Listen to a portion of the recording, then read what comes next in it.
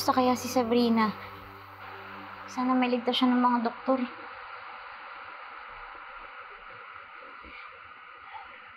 May awa ang Diyos, Lilian. Hindi niya pahabayaan si Sabrina.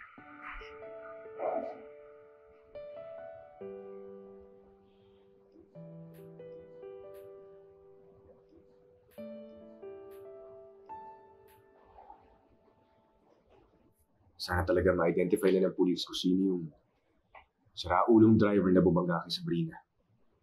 Dapat panagutan niya yung aksidente.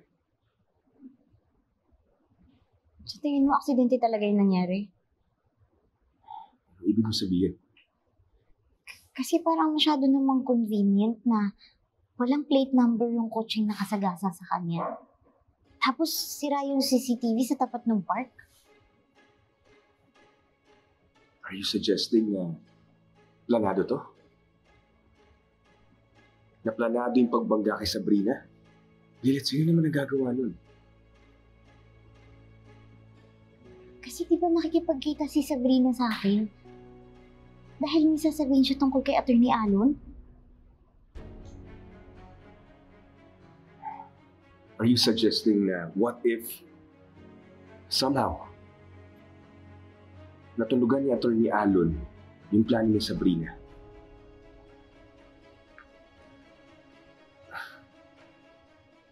Magagawa niya ba yun?